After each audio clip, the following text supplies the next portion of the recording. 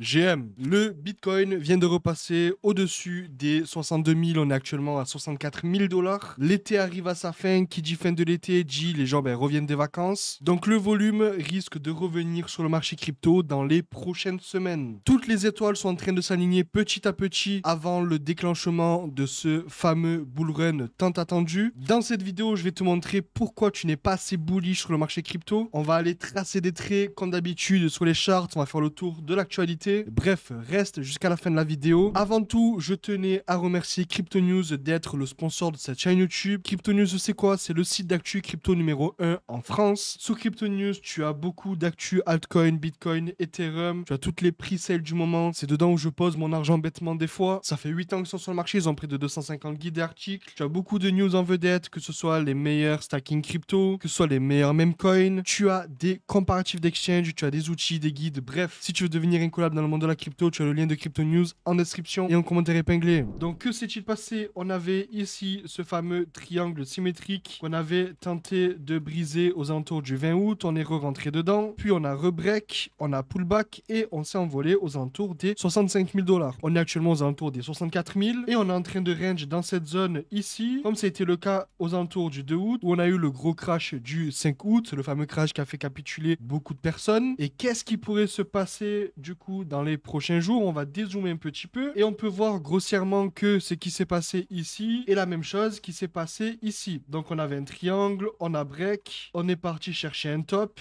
Donc on risque ici de continuer du coup à range un petit peu puis partir à la baisse, rechercher de la liquidité. Donc ce qui serait possible, c'est qu'on reparte à la baisse, qu'on aille du coup dans cette zone ici, donc retourner dedans. Pourquoi pas aller rebondir dans ce qui était du coup une résistance avant pour voir si ça devient un support. Et si ça devient un support, on pourrait du coup rebondir, revenir dans cette zone pour repartir à la hausse, voir si on break les 64 000. Et si c'est le cas, du coup potentiellement pullback et repartir aux alentours des 66 000 et pourquoi pas les 70 000, ce qui serait du coup magnifique. Donc ça c'est vraiment le bullish case. Le bearish case c'est quoi? C'est qu'on se fait rejeter, qu'on passe du coup à travers le support et qu'on aille potentiellement chercher la zone des 56 000. Alors moi ça me dérangerait pas parce que ça me permettrait de recharger mon bag avant l'alt season, parce que si on jette un coup d'œil au total 3, qu'on trace ici une trendline, on peut voir qu'on arrive dans une zone qui serait décisive. Pourquoi? Parce qu'on est venu une fois taper, être rejeté, deux fois être rejeté, trois fois être rejeté. Donc est-ce qu'on va arriver ici, être rejeté encore une fois et du coup un crash crypto, en sachant que si on regarde bien, on est dans un bullish flag qui dure depuis pas mal de temps, parce qu'on a eu ici la fameuse hausse, on rentre dans le flag et il y a deux issues. C'est soit on continue et on redescend un peu plus bas pour se manger un crash qui pourrait vraiment faire mal, ou pourquoi pas break, pullback, premièrement aller dans la zone des 661 milliards, puis voir si on break, partir dans la zone des 700 milliards, pourquoi pas aller dans les 772 milliards. Alors bien évidemment entre temps il y aura des pullbacks,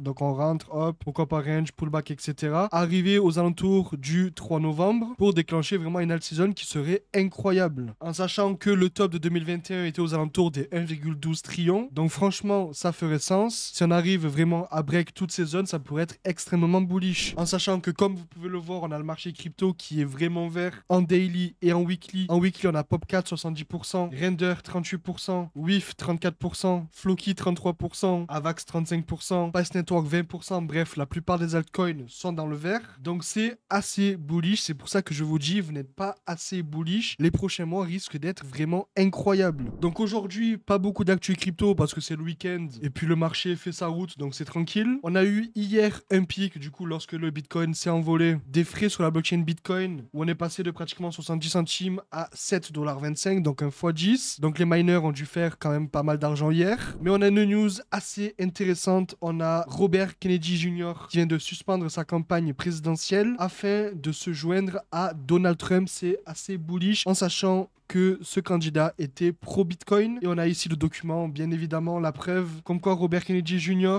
se retire de la campagne présidentielle des États-Unis, et ce, dans le but de supporter Donald Trump. Extrêmement bullish. Nota bene, faites attention, un retournement peut avoir lieu à tout moment, une trahison, etc.